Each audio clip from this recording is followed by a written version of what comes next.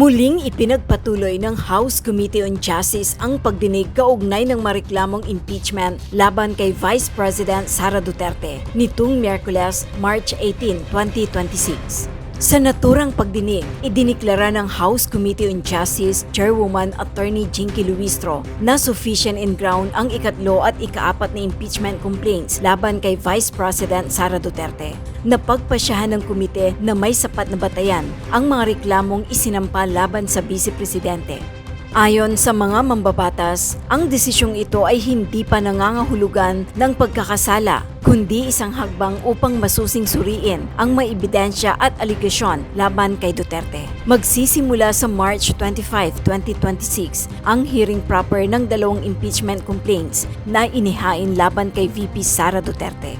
Maaari na umanong ipresenta ng bise ang lahat ng ebidensya at depensa nito sa mga grounds ng impeachment na inihain ng complaints. Pwede na ring iharap ang mga witness at resource person gaya ni Ramel Madriaga sa pamamagitan ng subpoena ayon kay Representative Terry Ridon. Nilinaw din ni House Committee on Justice Chairperson Representative Jervil Luistro na dapat umano na magpatuloy ang impeachment proceedings laban kay Vice President Sara Duterte kahit na magbitiw sa pwesto ang bise. For me, the impeachment proceeding should continue. Because there are two principal penalties. If convicted, one is removal, the other is perpetual disqualification to hold any public office. No? So, bagaman the resignation will render moot and academic the penalty of removal, I think the penalty of perpetual disqualifications need to be resolved as well. And for us to be able to resolve that, it means that the impeachment proceeding must continue until the trial to the Senate, until they reach a decision of whether to convict or to acquit. And that would be for the perpetual disqualification na lang po. Thank you.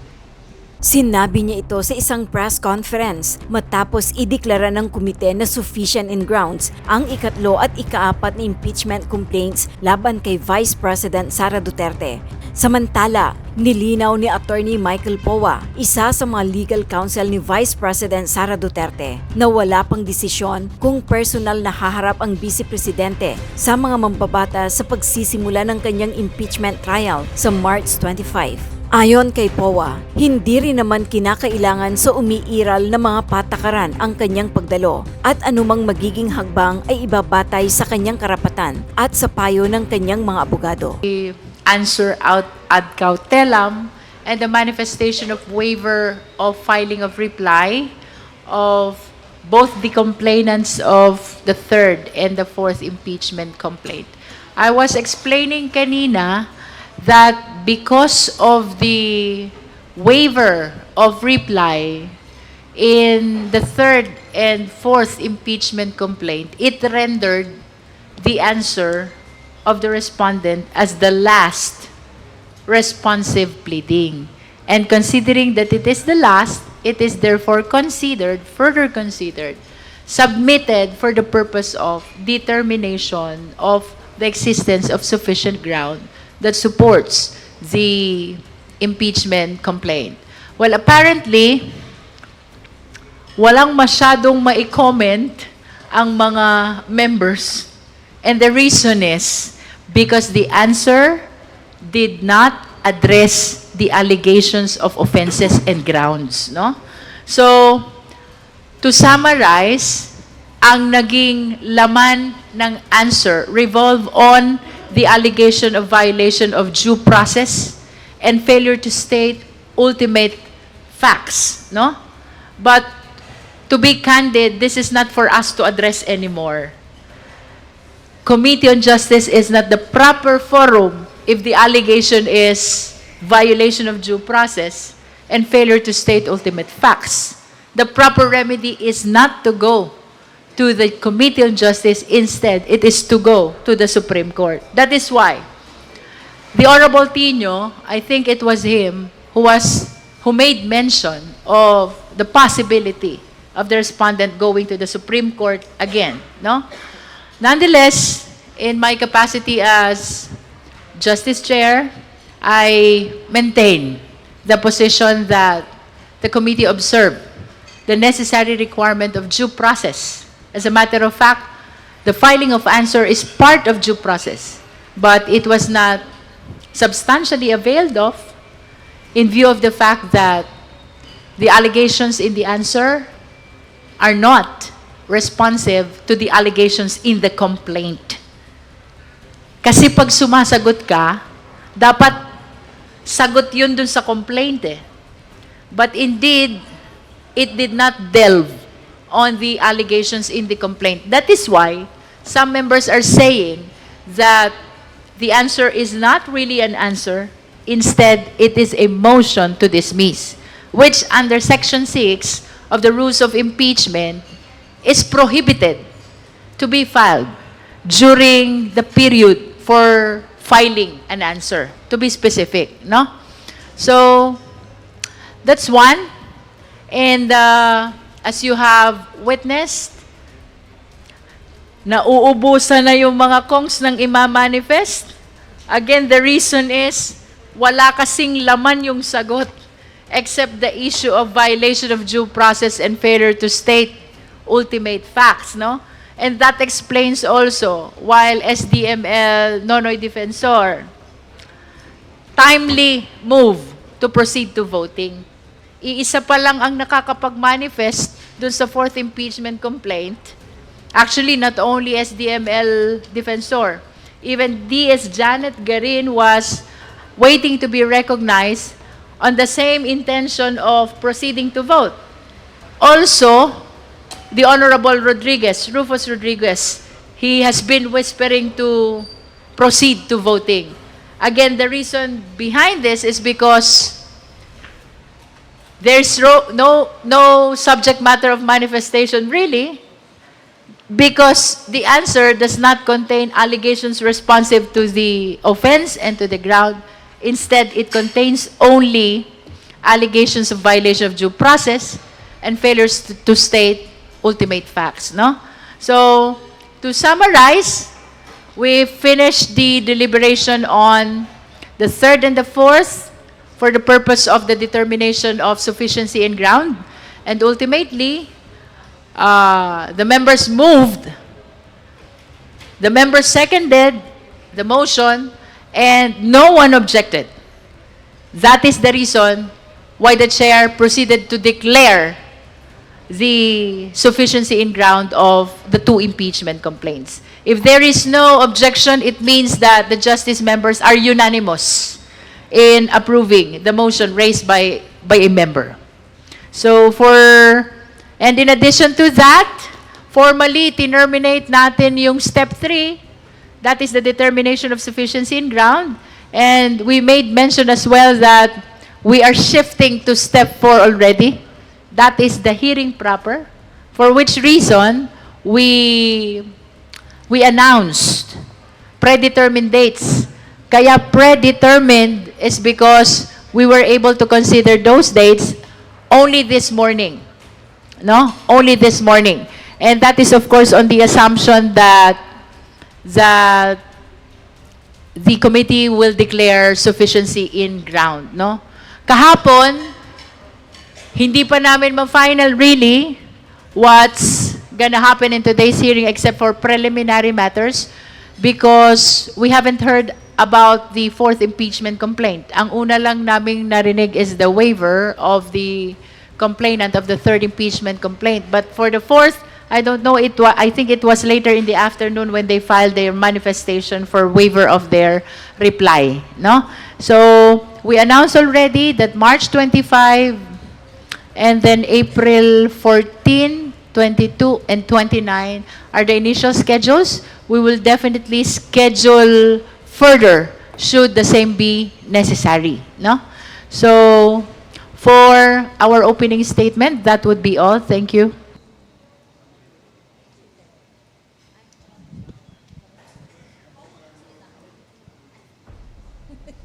Good morning po.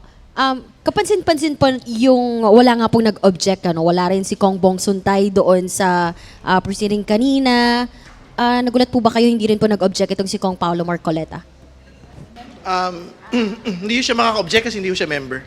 At tingin ko he has to review the rules first before making commentaries to the committee. Kung bago po tayo mag-delve doon, kasi you mentioned before yung motion po ni Kong Shell Jokno regarding po doon sa kanyang mga pinapasabpina and hiling po doon sa paglipat ng custody kay Ramil Madriaga. Hindi po natin siya natalakay ngayon. Kailan po kaya natin siya? We opted to address the request for issuance of subpoena and the petition for protective custody. We were corrected by Congressman Chel Jokno. It is not specifically a petition for transfer of custody. It is a petition for protective custody. And transfer of custody can be one of the measures to address protective custody. That's what he said, no?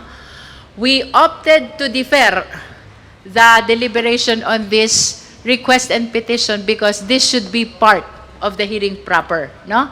And for the purpose of our hearing on March 25, the respondent necessarily has to be notified because she should be given the opportunity to participate in the hearing already as part of her right to due process. Etong determination of sufficiency in ground, this is really a deliberation between and among the members only. And we are basing our consideration on the complaint and the answer and the evidence which are already available, no? But for the purpose of hearing proper, due process must be observed, and therefore, notice must be given as well to the parties, the complainant, the witnesses, and the respondent, no? And that is the reason why we defer to deliberate on the request for issuance of subpoena of documents as well as the petition for protective custody filed by Congressman Chel Jokno. Ma'am, ano pa po yung mga abangan natin come March 25?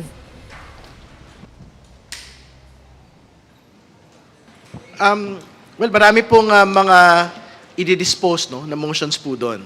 So yung pong bagay kay Congressman Jokno, yung custody po ni Mr. Madriaga, yung pong mga motions to subpoena all the relevant documents will be raised there. Yung pong objections to the entry of appearance, no, doon sa dalawa pong mga abogado ni Vice President Sara Duterte, yung pong subpoena ng SALENS, bank records, tax documents, corporate records po ng mag-asawang Duterte Carpio at ng pong mga kumpanya na nakalista po sa 2024 SALN will probably be raised, no, in that proceeding. May In addition, they are requesting likewise for the documents of the Committee on Good Government. That is with respect to our inquiry in the 19th Congress, no? They are requesting also for the COA documents. That is apart from the SALN, ITR, and bank records mentioned by the Honorable Ridon. Ma'am, yung paggulo, can you walk us through lang po yung sa mangyayari sa March 25, yung first complaint po muna tatalakayin, paano po yung mangyayari, will there be, cross-examination, yung pagpepresenta na po ng ebidensya, can you just walk us through po yung mangyayari? Yeah, so this will be a mini trial, should I say, no? Because the full-blown trial will happen in the Senate. What is important is to give ample opportunity to the complainant to present their witness and evidence per ground, no? Per ground. We've been discussing this with the members kasi if you will notice, the grounds in the third and fourth impeachment complaint are almost similar. So, we are seeing the possibility that while the presentation of evidence must be done per complaint, there is a possibility of adoption of witnesses, adoption of evidence, adoption of direct and cross-examination by the time we deliberate on the fourth impeachment complaint. But definitely, notwithstanding the fact that the answer of the respondent is not actually responsive to the allegations, she will still be given ample opportunity to present her evidence after the complainant. And in addition also, the rule is very clear that only the justice members are allowed to conduct direct examination and cross-examination, no? Which means that while the parties may avail themselves of the services of lawyers, no? The participation of lawyers with respect to the proceeding before the Justice Committee is limited only to assisting their clients.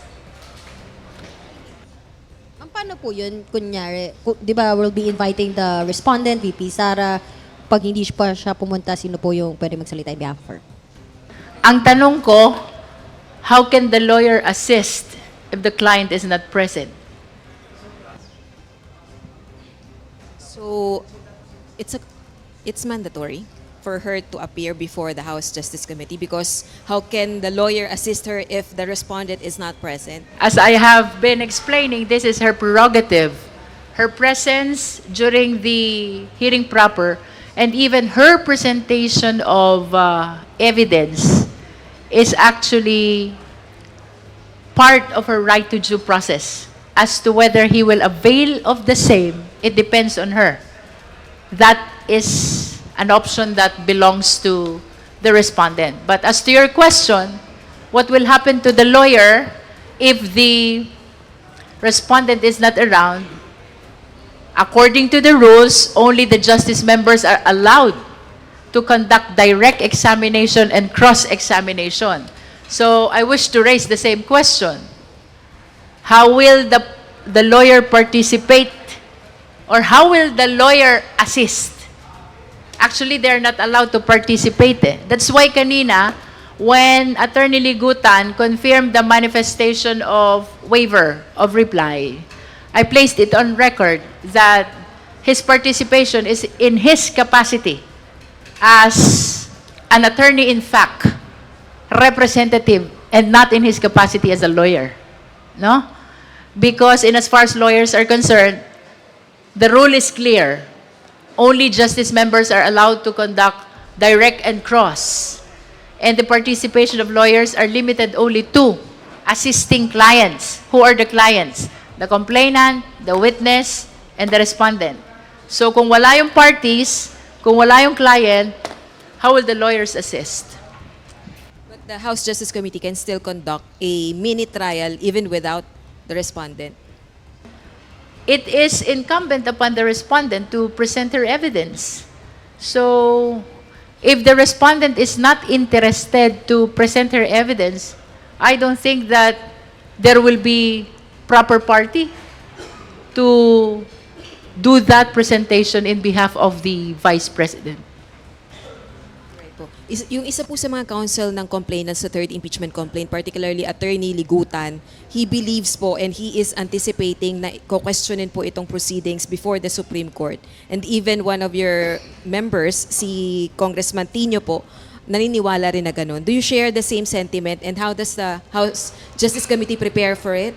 That is a possibility actually because as what the member said, the contents of the answer of the respondent are not actually responsive to the allegations of the offense and the ground. Instead, it alleges violation of due process and failure to state ultimate facts.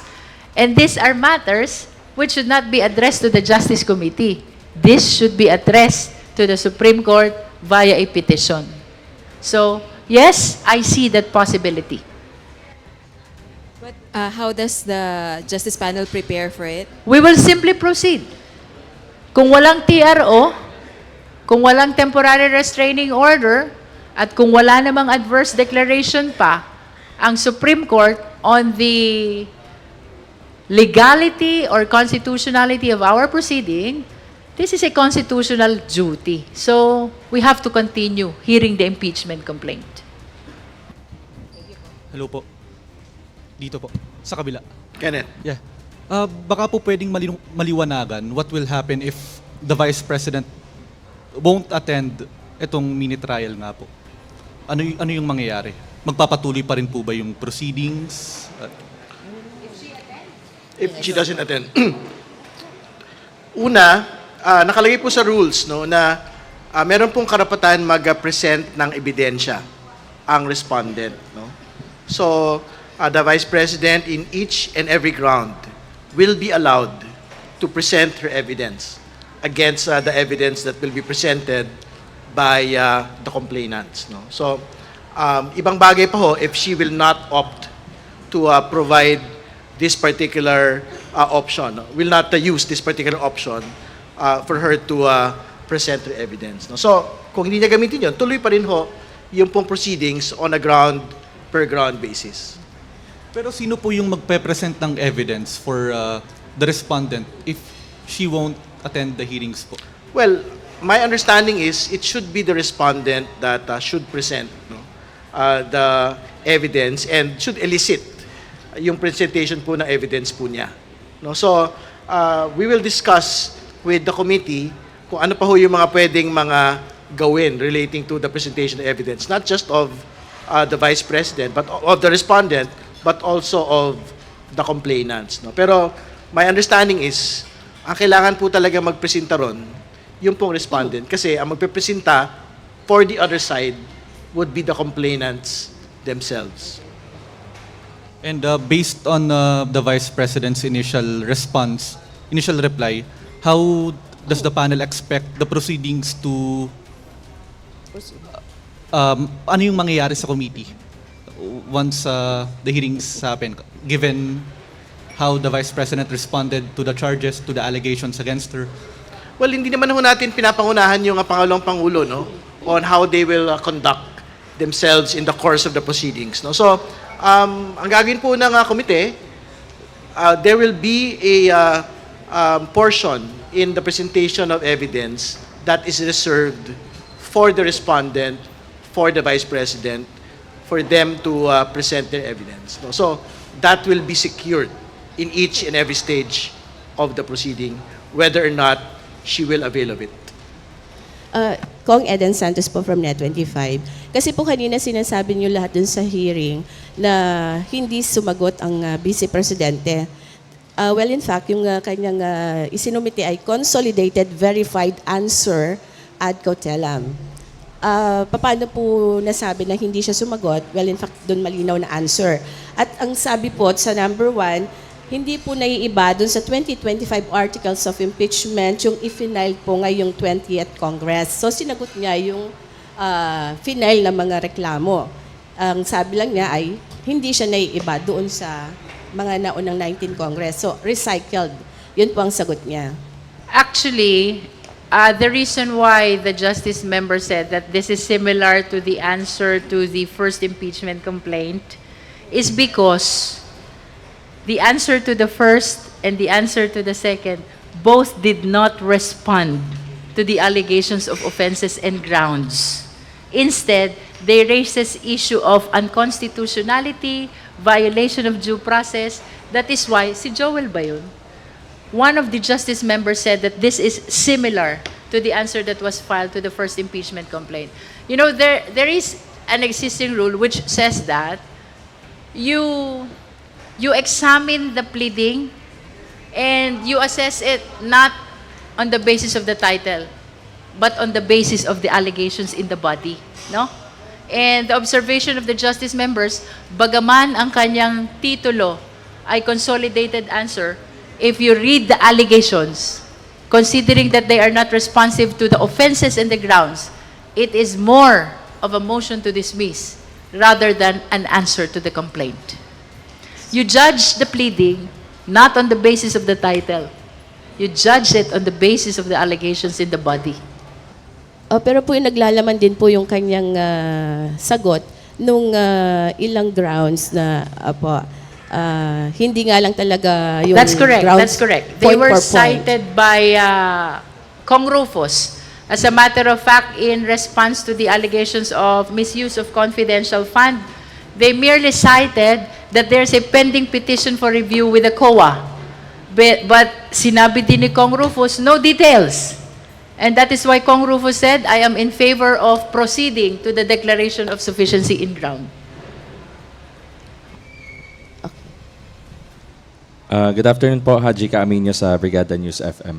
So if the Vice President decides not to attend at all the impeachment proceedings to present her evidence or yung mga testigo po nila at magpasaklolo po kung sakasakali sa Supreme Court. Hindi po ba parang panibagong issue na naman po yon ng judicial overreach kung sakali?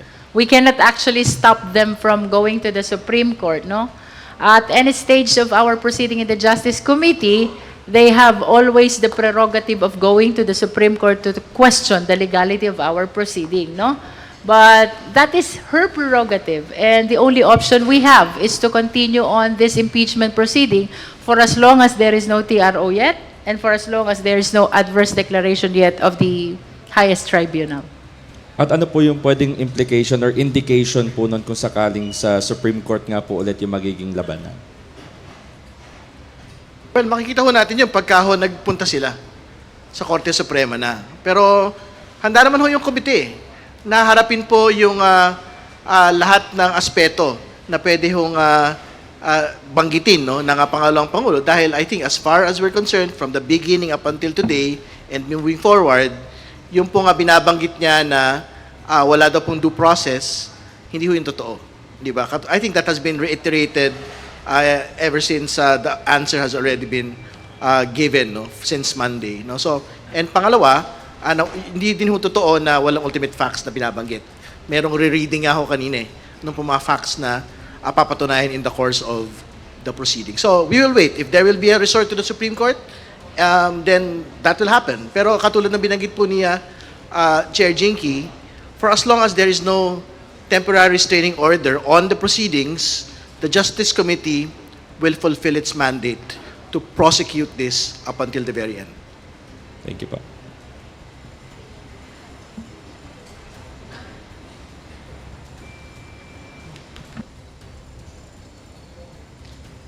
Good afternoon po. Yung sa answer lang po ni Vice President, meron siyang, well, at least 3 lang yung nakita ko na parang kahit pa, although remotely, nag-address dun sa allegations. Sinasabi po niya wala naman daw pong kontrata, there's no contract, dun sa threat to kill the President and First Lady and former Speaker Romualdez. Tapos yun nga, under appeal yung COA Notice of Disallowance, and that Madriaga is lying at sinampahan nga niya ng perjury complaint sa Taguig. I understand sa Taguig Court po iyon. Itong 3 pong sinabi ko, yung mga sinabi ni Vice President, hindi po ba ito answer dun sa allegations na nakalagay po sa complaint? Well, it can be considered an answer, pero it could have been the opportunity of the respondent if she ventilated all her arguments via that consolidated answer, no? As you have said, very limited yung naging allegations niya in response to the allegations in the complaint, no? Sayang ito because this is considered also in the determination of sufficiency in ground. Now, considering that the answer has very limited responses to the offenses, and most of the discussions pertain really to the violation of due process and failure to state ultimate facts. For me, it's like the opportunity to convince the justice members not to declare sufficiency in ground was lost. No? Kasi in the determination of sufficiency in ground, the answer should be the basis. If the answer was substantial enough to reduce the substance of the impeachment complaint. But the thing is, the responses to the allegations of offenses were very limited. And perhaps, you've seen it during our deliberation, most of the Kongs were simply reiterating the same argument that they articulated already during the sufficiency in substance. That is because there is no enough allegations in the answer to comment on. Thank you po. Sir, baka si Kong Terry, baka meron din po. Hindi po ba answer yung mga yun? Yung at least yung 3 na wala naman daw kontrata, under appeal yung disallowance, at sinungaling naman daw si Madriaga? Well, I think more than considering it as an answer, parang ang tawag dun sa mga ganun, parang sabi-sabi. Di ba? Kasi basically, the defense is incomplete. Halimbawa, dun sa wala daw hong contract to kill. No? Hindi naman ho pinag-uusapan kung may kontrata o wala eh. Ang pinag-uusapan ho dito, yung speech itself. The speech itself, ano ho yung laman nun? Hindi ba? Merong threat against the President, the First Lady, and the former House Speaker. Hindi ho usapin yung contract to kill. And more importantly, wala hong kontrata, I think. Anong hinahanap nung depensa? May written document na merong kontrata para magpatay ng tao? Hindi ko wala naman gumagawa nun eh. So what kind of answer is that actually? Hindi ba? And yun na nga, ang pinag-usapan dun, the speech itself. The threat against the President, the First Lady, and the former House Speaker. Yun po yung pinag-uusapan na ginawa ng pangalawang Pangulo. Hindi po yung kontrata. And hindi lang naman yun eh. Yung pangalawa, yung kagustuhan niya na pugutan ng ulo ang Pangulo. Hindi ba? It is another threat which is not conditional. No? So, dalawang magkaibang insidente po ito ng pagbabanta. Yung sa usapin po nung Madriaga, the perjury case will proceed as it should. No? So, kung meron hong hindi katotohanan doon, then that they will have to face it at that particular proceeding. Pero the Madriaga affidavit will stand and the credibility of Mr. Madriaga will be tested in the course of hearing proper. No? So, mapag-uusapan po talaga yan pong bagay na. And finally, doon po sa hindi pa daw ho pinal, yung pong mga notices of disallowances, katulad ng binanggit na ho natin in the past, hindi naman ho kailangang pagbanggain eh. Yung proseso sa COA, it is an audit proceeding. If there's a notice of disallowance, there is an order to return the money. It is distinct from and separate from an impeachment proceeding in which all the evidence in that particular AOM and notice of disallowance will still be used in this impeachment proceeding at magkaiba ho yung konsekwensya. Dito, pagsasoli ng pera sa COA, dito po sa impeachment proceeding, pagtatanggal po ng impeachable officer. So, ibig sabihin, hindi ho pwedeng pagbanggain ng kanya pong kampo na just because hindi pa final yung pong COA proceeding, hindi ho pwedeng gamitin sa isang impeachment proceeding. Hindi po ho yung tama. At magtutuloy ito pong ground na ito as we go into hearing proper. Thank you, sir. Yan lang po sa akin. Thank you.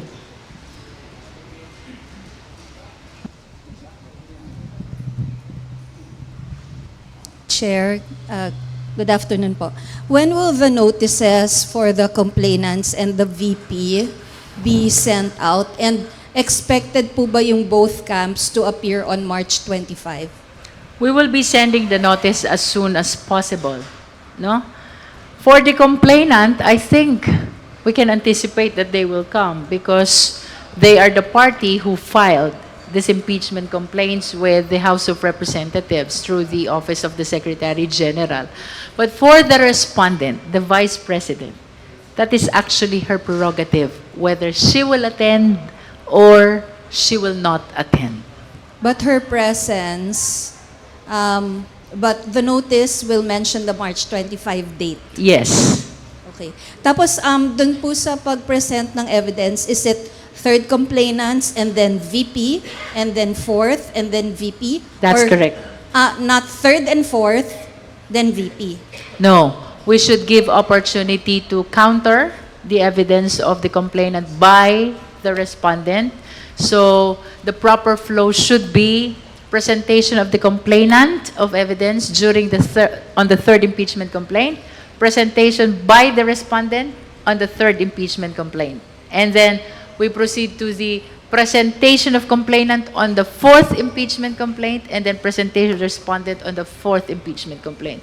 After all of these are done, we proceed to the determination of probable cause. Chair, where are we in the 60 days? And will you count the hearing days during the recess, like March 25 is one session day? You remember the definition of the Supreme Court of Session Day. It is a calendar day so long as there is session. Nevertheless, I perceive this as the intention of the Supreme Court to prevent delays in the impeachment proceedings. And that is why we resolve to seek the authority of the House of Representatives, the plenary, the authority to proceed with our hearing even during recess. No? So, that is one. But as to your question, nasaan na tayo dun sa 60 session days given to the Justice Committee to finish the impeachment proceeding, actually, pinabilang ko yan eh. Using the definition of the Supreme Court, it seems to us that it will end in January 2027 pa. No? Kasi if you will be applying strictly the definition of the Supreme Court, wala dapat hearing during recess. No? But again, we are looking into the intention of the Supreme Court when they define this session day, which is to prevent delay. And that is why we sought the authority of the plenary, the House of Representatives, if we can proceed to hearing these impeachment complaints even during recess. And they granted that authority. As a matter of fact, that is the resolution that I read before we suspended, no? And I saw in the news also last night that it was sponsored by the Speaker, the Majority Leader, and the Minority Leader. So, ma'am, follow-up lang. So how do we count March 25 and the 3 April hearing dates? Ang pagbilang po natin doon, hindi ho siya kasama doon sa session day kasi we are on break. No? So, I think at the moment, we are on the 10th day pa lang. No? So, hindi ho kasama sa bilang yung within the break. No? So, matatapos po... Ano? Yeah, no, the definition is really kung ano ho yung sinabi ng Supreme Court na at this point. No? So, matatapos po yung 60 days, I think in 5 months' time. So, medyo mahaba pa ho yung panahon to basically dispose of the proceedings at the House Justice Committee level. Thank you po. You think po ba matatapos natin ito in 5 months, like even before that? This committee? Yes. I don't Or- think or that how it many will, months po ang it will nakikita consume 5 months, no? Kasi my consideration is the grounds. The grounds alleged in the offenses and the grounds alleged in the 3rd and the 4th impeachment complaint are almost the same. So I am anticipating, no, that after a lengthy presentation of evidence in the 3rd impeachment complaint, baka pagdating ng 4th, magkaroon ng adoption yan. Because it will be very, very tedious kung ipapa-identify mo ulit isa-isa yung the pieces of documents which are being offered in support of the allegations in the 3rd impeachment complaint, no? I don't think it will extend up to 5 months. May nakikita po ba kayo, ma'am, na tingin nyo, estimate nyo, na target nyo, tingin nyo matatapos sa Committee on Justice? Anong month? Perhaps after the March 25 hearing, we will be able to assess the number of hearings needed for us to be able to reach the determination of probable cause. Sorry, I have to ask lang po, kung nyo, if you wanna, kung Terry, if you wanna comment on, kung Toby Chanco's statement, sinabi po niya kasi kahapon daw that, baka daw yung iba, gusto daw nilang ma-impeach si VP Sara dahil natatakot sila sa posibilidad na maging presidente siya. Kung maging presidente raw kasi si VP Sara, for sure daw mapapanagot niya raw itong mga sangkot sa flood control scandal. And he said, VP Sara is really for accountability. Well, una sa lahat, dapat pangalanan niya kung sino yung sinasabi niyang mga kongresista na mag-i-impeach on the basis lang para makalusot po sa pagpapanagot, no? Sa flood control proceedings or infrastructure corruption. Pangalanan niya kasi parang maraming mga tao doon eh. No? And pangalawa, tingin ko pwede naman hong tumakbo yung pong accountability mechanisms on infrastructure corruption, flood control, at impeachment proceedings na magkasabay. At nangyayari na ho yun. Meron pong tumatakbong proceedings sa level po ng Ombudsman at Sandigan Bayan ngayon. Samantalang dito, tumatakbo po yung accountability mechanisms to an impeachment against the Vice President. So, tingin ko dapat hindi pagbanggain po ni Congressman Chanco ito and ultimately, dapat magpangalan siya dahil unfair po ito doon sa mga tingin ko hindi naman napangalanan sa kahit anong dokumento na nagsusupport po na impeachment, no? Yan ba yung mga taong binabanggit ni Congressman Chanco na supportive of the impeachment just because they want to go scot-free during a Sara Duterte presidency? That I think would be very unfair to them. Is for accountability?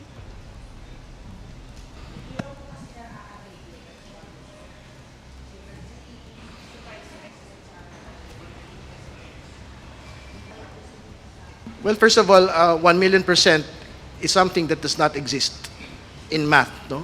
But secondly, I think that that question is best coursed to the Vice President herself, no? On ano ho ba yung accountability, most particularly because she has pronounced herself to be running for 2028, no?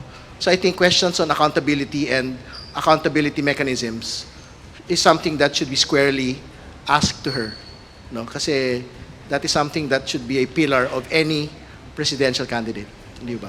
Sir, sa inyo pong dalawa, is fear of a Sara Duterte presidency a factor in your decision in the deliberations in the Committee on Justice? I think that is irrelevant to the question of accountability. Kasi even if we talk about a Sara Duterte presidency in 2028, the fact remains is that an impeachable officer needs to be able to explain questions relating to confidential funds, questions relating to death threats against the president, and questions relating to unexplained wealth and the SALN. Actually, these are very relevant to questions on any person that would want to seek the presidency in 2028. No, so I think this is a matter that should be resolved today and not be resolved at any future time. Will the Vice President's responses, treatment of this impeachment proceeding be a reflection if she is indeed for accountability? Well, I don't want to conjecture what she thinks, no? I think that is again, like what I stated, that is something that is better addressed to her, no? And ano po, malaya naman po yung pangalawang pangulo to undertake all the mechanisms for defense, no? In this impeachment proceedings. If she wants to go to the Supreme Court, she is free to do so. If she wants to confront the matter squarely at the level of the House Committee on Justice or at the level of the Senate, if we reach to that, that is her right and that is her prerogative. But questions on what we feel, on what we think relating to her views on accountability is something that is best asked to the Vice President herself. Question lang. What if lang po, during the deliberations, during the hearing, mag-resign si VP Sara? Ano pong mangyayari sa impeachment proceedings? For me, the impeachment proceeding should continue. Because there are two principal penalties. If convicted, one is removal, the other is perpetual disqualification to hold any public office, no? So, bagaman the resignation will render moot and academic the penalty of removal, I think the penalty of perpetual disqualifications need to be resolved as well. And for us to be able to resolve that, it means that the impeachment proceeding must continue until the trial to the Senate, until they reach a decision of whether to convict or to acquit. That would be for the perpetual disqualification na lang po. Thank you. Unahin ko lang po ito, no, para lang maintindihan yung proseso na dapat pagdaanan nga nitong impeachment proceedings. Ma'am, sabi po ninyo, no, meron munang answer and then tutugon po yung mga nagrereklamo and then dapat may rejoinder. Kaninyo hindi na kinakailangan pa po ng rejoinder kasi nga hindi naman daw sinagot ni VP Sara yung mga complaints laban sa kanya. Ano po? To make it more accurate, Manong Ted, ganito yun, no? Tama ka doon. Under the rules, binibigyan natin ng 10 araw ang respondent, the Vice President, to file an answer, no? Bagaman ang naging observation ng mga justice members kahapon ay hindi naging responsive.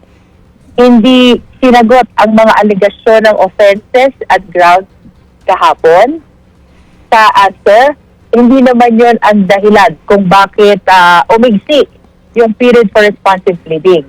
Manong Ted, ang dahilan is because yung complainant po na dapat magpa-file ng reply, which is an answer to the answer, ay nag-waive na ng kanilang opportunity or karapatan na makapag-file ng reply, no? Ito namang rejoinder, which is supposed to be the last responsive pleading, ito'y sagot sa reply. At kung wala namang reply na ipafile ang complainant, that is the reason why I said yesterday, since nag-waive na ng reply, there is no reason anymore to anticipate the filing of rejoinder. Opo. So, I hope we made that clear, no? Opo. In ordinary cases, and then reply within 3 days, and then rejoinder for 3 days, within 3 days. No? What happened kahapon, after the receipt of answer, nag-file ng manifestation ang complainant, hindi na po kami magpa-file ng reply. No? And because hindi na sila magpa-file ng reply, there is no reason anymore to anticipate the filing of rejoinder. Opo.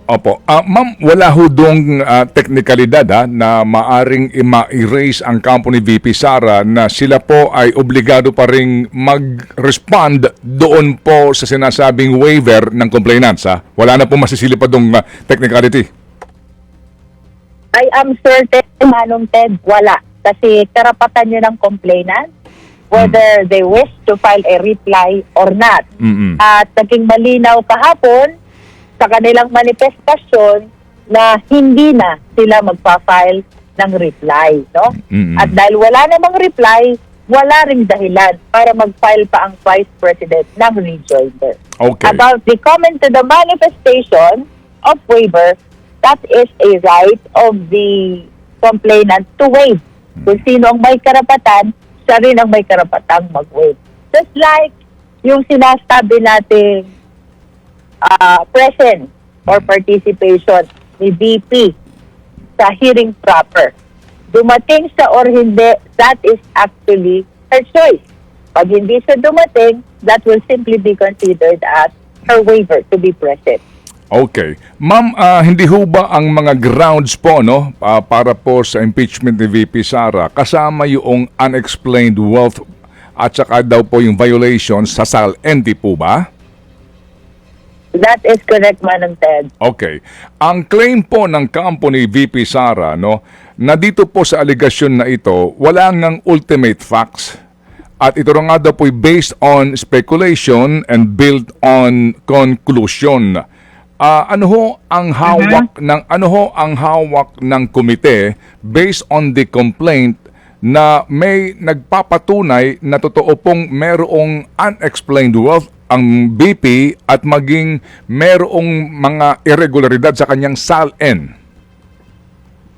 Well, right now, Manong Ted, ang hawak lang natin ay yung naging manifestation ni Congressman Ridon, if you remember, the 2 SAL-N which were shared during the determination of sufficiency in substance of the third and the fourth impeachment complaint. No? Nevertheless, ayon sa ating mga justice members, hindi natin pwede i-expect ang mga complainants to have with them already this bank records, considering that they are protected by the bank secrecy law. No?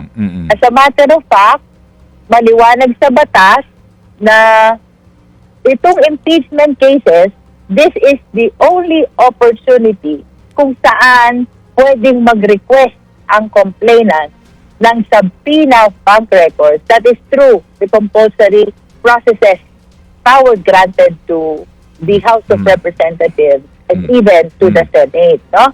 So, bagaman tama ka, Manong Ted, sa observation mo na kulang sa attachment.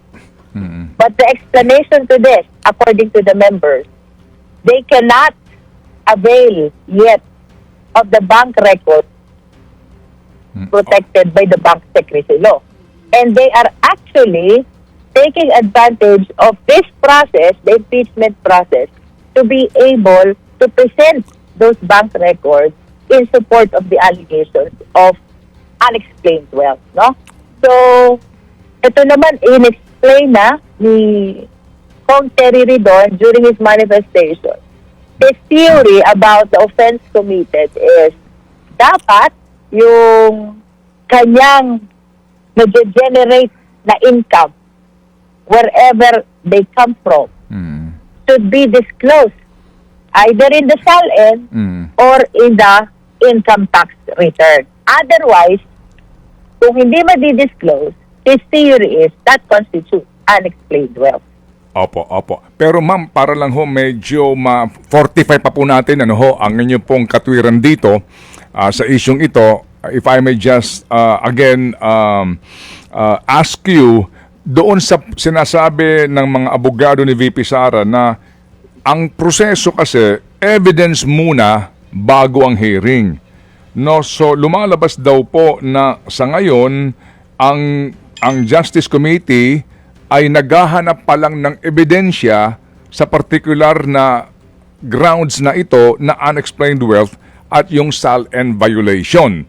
O bakit daw po kumbaga hindi man lang nagpakita ng katibayan tungkol dito at ito na agad dinesisyonan na may grounds dito po sa particular na allegation na ito. Again, ma'am, please. Let us remember, Manong Ted, no? There are 5 steps. 5 steps before the Justice Committee to complete the impeachment proceeding, no? Yung evidence na nire-require dito, it's just reasonable amount of evidence.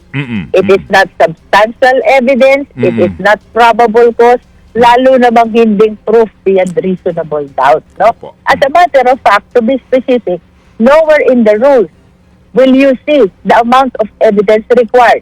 The only parameter is, according to the Supreme Court, it depends on the exclusive judgment of the justice members whether the complaint on its face and on its attachment can be declared as sufficient in form and in substance. No? Wala pa po tayo sa trial, wala pa po tayo sa determination of probable cause. Kaya ang sabi ko po kahapon sa ating opening statement, hindi po ito paglilitis.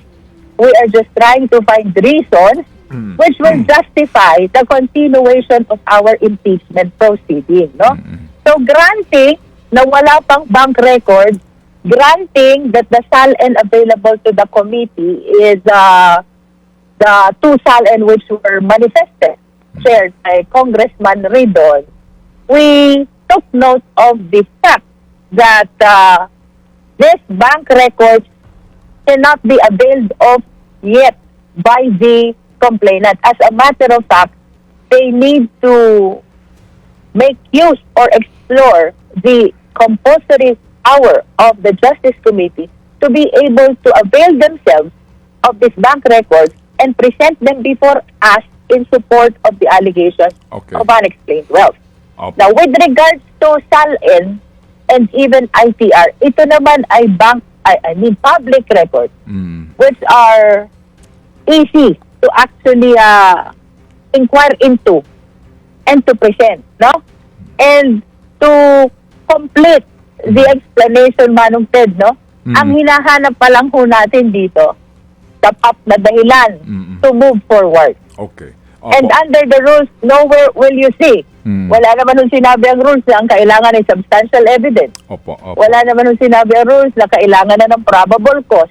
The probable cause will be determined pa pag natapos ang ating hearing proper. In other words, Manong Ted, the reason kung bakit, bagaman sa kakulangan ng ebidensya at this point in time, dun sa unexplained wealth, bakit na-consider siya na sufficient in substance? It is because that is the judgment of the individual members of the Justice Committee. According to them, may sapat ng dahilan para mag-proceed to the next step of the impeachment proceeding. Again, yun pong determination of form and substance, hindi po yan paglilitis. We're not trying to establish the guilt or innocence of the respondent.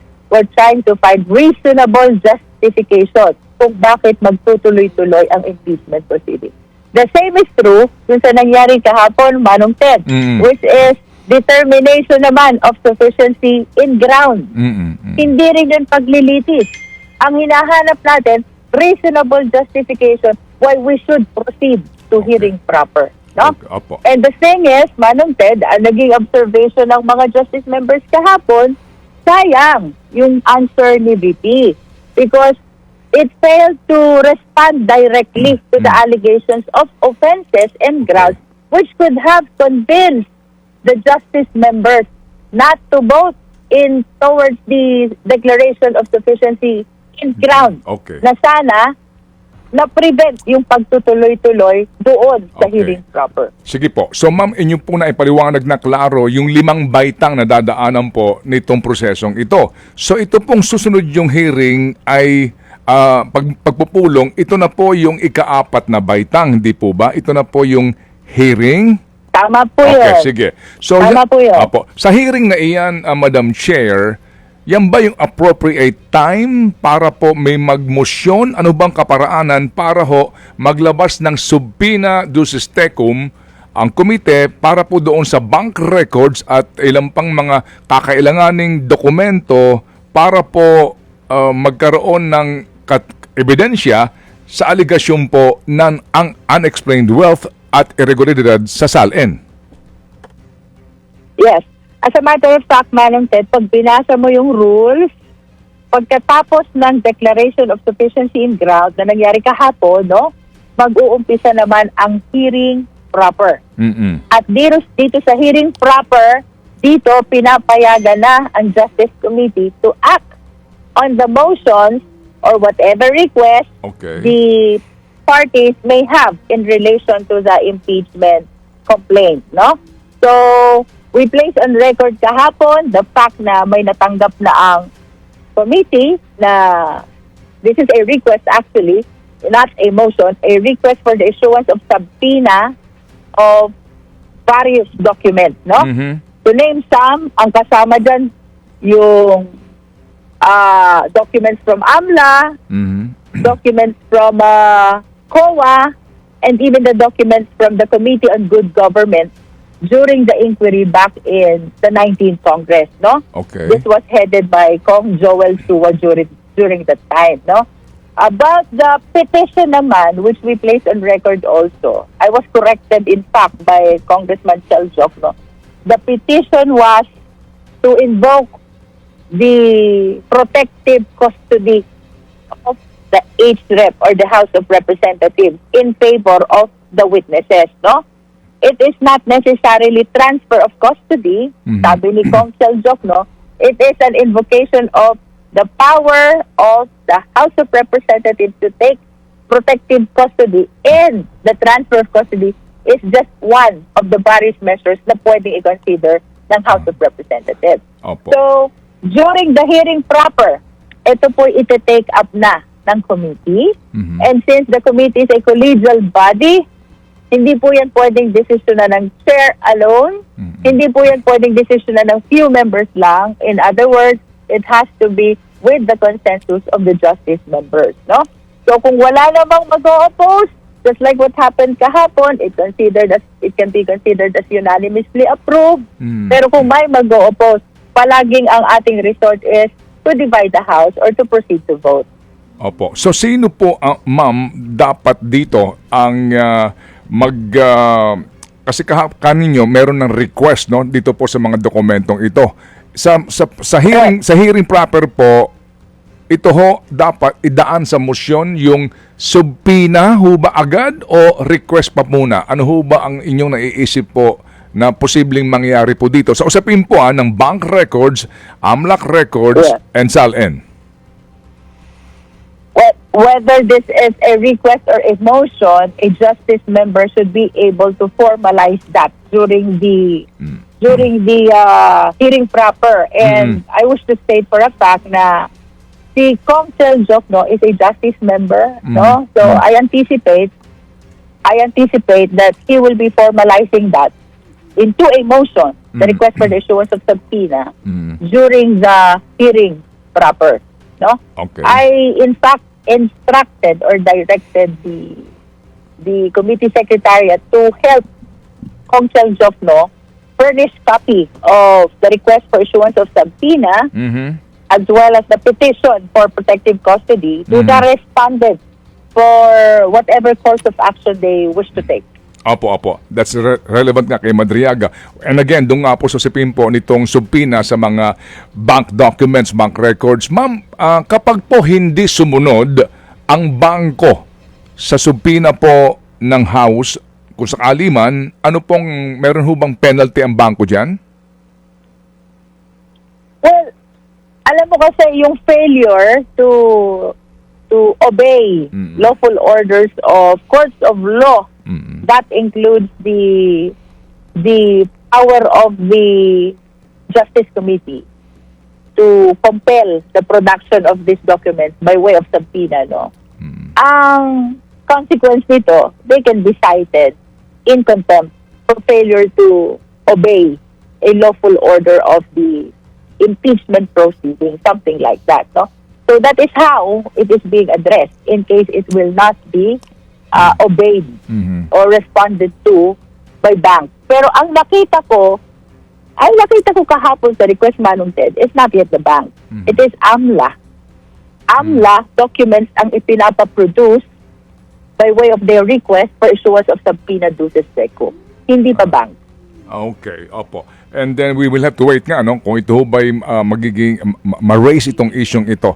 Sige, so Chairman, yun pong panigan ni VP Sara na yung sa COA Notice of Disallowance na bahagi po sa kanyang naging answer, sinasabi nila na hindi pa final yan eh. Bakit naman kayo nangunguna dito sa sinasabi nyo sa confidential fund na mali ang paggamit ni VP Sara? Ito nga'y subject pa ngayon to deliberation, eventually daw po sa commission, and eventually sa Supreme Court kung sila po hindi kontento dito. Bakit po pinangungunahan daw po ninyo? Yes, ma'am.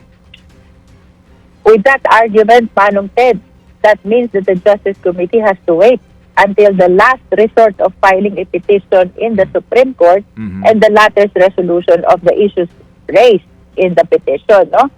Kung ganyan ang magiging argument natin in impeachment cases, Manong Ted, walang makakapag-file ng impeachment against impeachable official because alam natin na napakaraming judicial remedies na ipinagkakaloob sa parties to a complaint until our final recourse, which is the highest tribunal, the Supreme Court. That is one. Pangalawa, we should understand, iba yung proceeding ng COA, iba itong impeachment case, no? The question is, yun bang issuance ng notice of disallowance, does it constitute an impeachable offense already, no? Without necessarily generating a decision which is final and executory already from COA or even from the Supreme Court, no? Kasi ito, ang tinitingnan dito is the fitness of the public official to continue in assuming public office, no? So, this is quite irrelevant doon sa finality ng decision ng COA and even to the finality of the possible petition in the Supreme Court.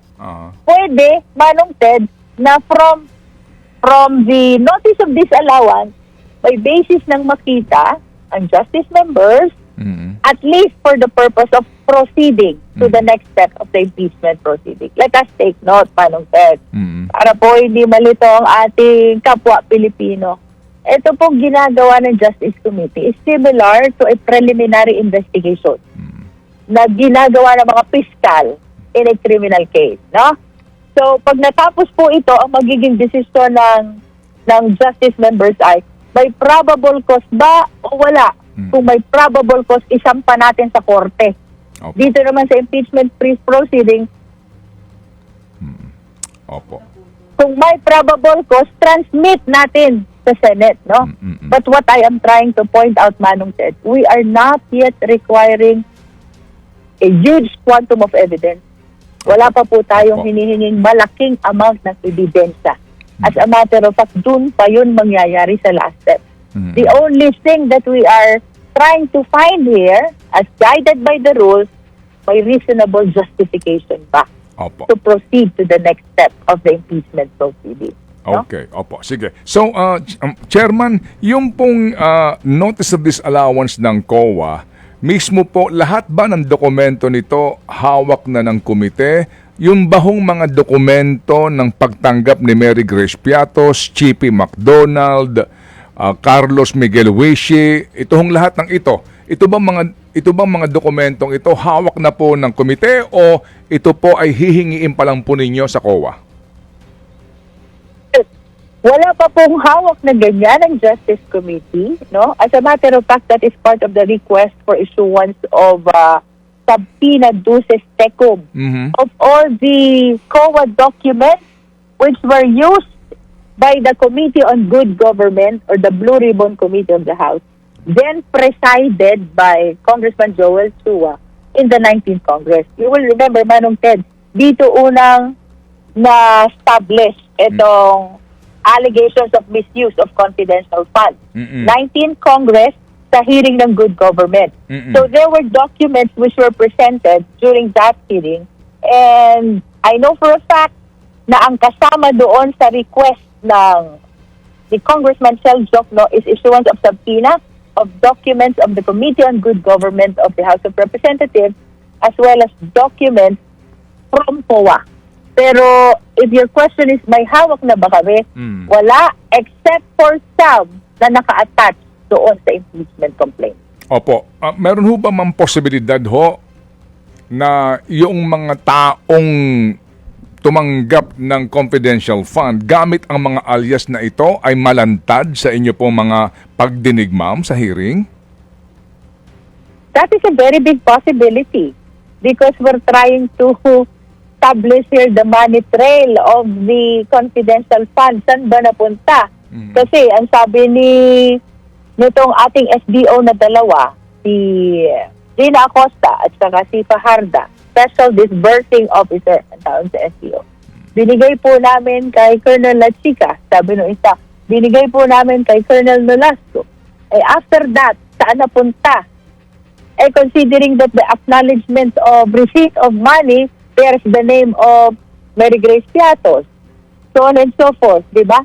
So I think it is another significant matter na kailangang malinawan during the hearing proper of the Justice Committee. Opo. Ano ho ba report ng COA, ma'am? Yun ho bang mga dokumento na ito, yung mga voucher na umano ang recipient ay itong sila Mary Grace Piatos et al. Ay preserved sa COA? Ito ho ba'y naandidiyan pa sa kanila? Wala bang danger na ito'y mawala?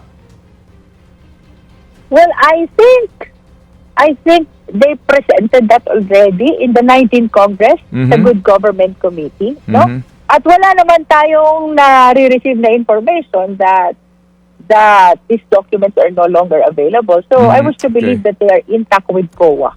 Okay. So ma'am, March 25 po, anong ating aasahan para lang ho mas maunawaan po ng ating mga kababayan? Ito hong inyong napipintong schedule kahit na po naka-Lenten break po ang Kongreso.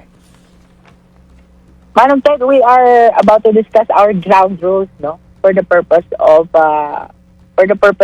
our hearing proper. But nevertheless, it is certain that what the people will expect is the presentation of evidence and witness by the complainant at pag natapos siya, presentation of evidence and witness by the respondent, no? Ang sabi sa rules, the direct examination and the cross-examination of the witnesses may be conducted by the justice members. Maraming nagtatanong, what will be the participation of the lawyers of the parties in the impeachment complaint? The participation of the lawyers are limited only to assisting the parties or their clients, no?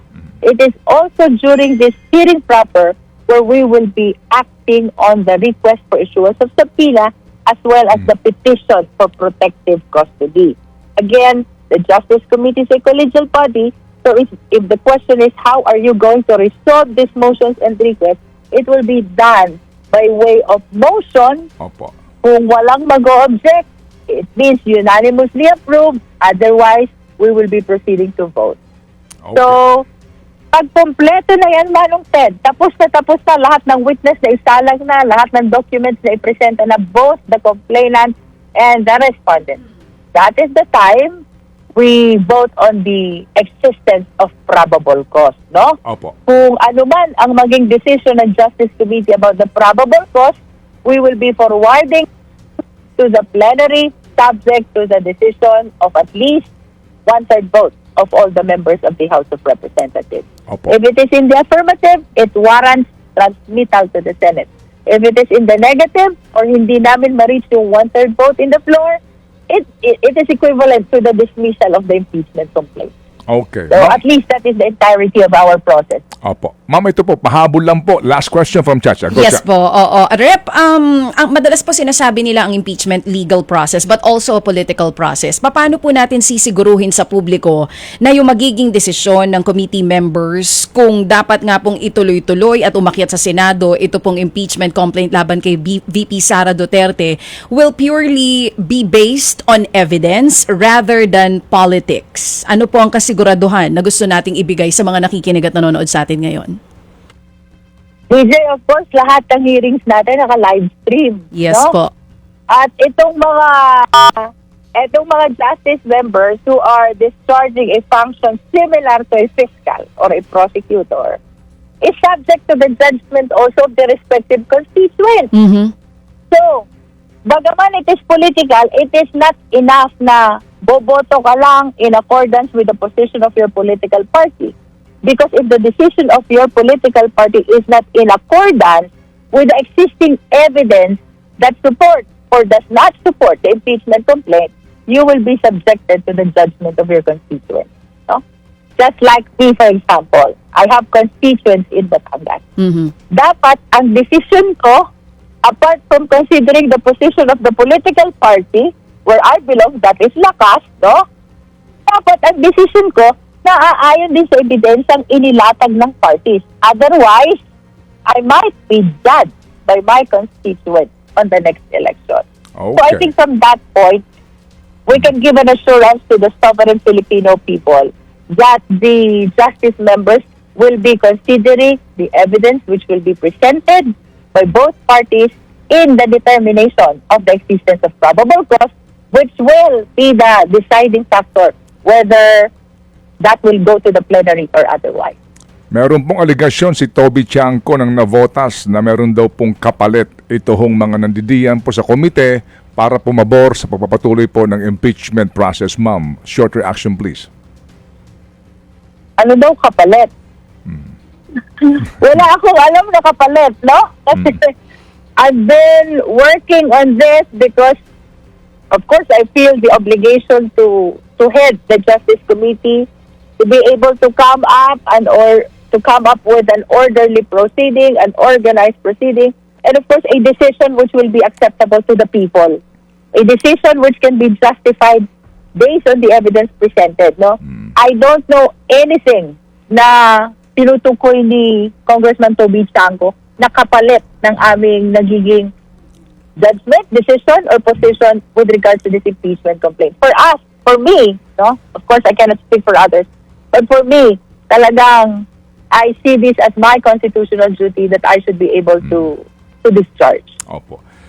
Mag-subscribe at i-click ang notification bell para sa mga susunod na video updates.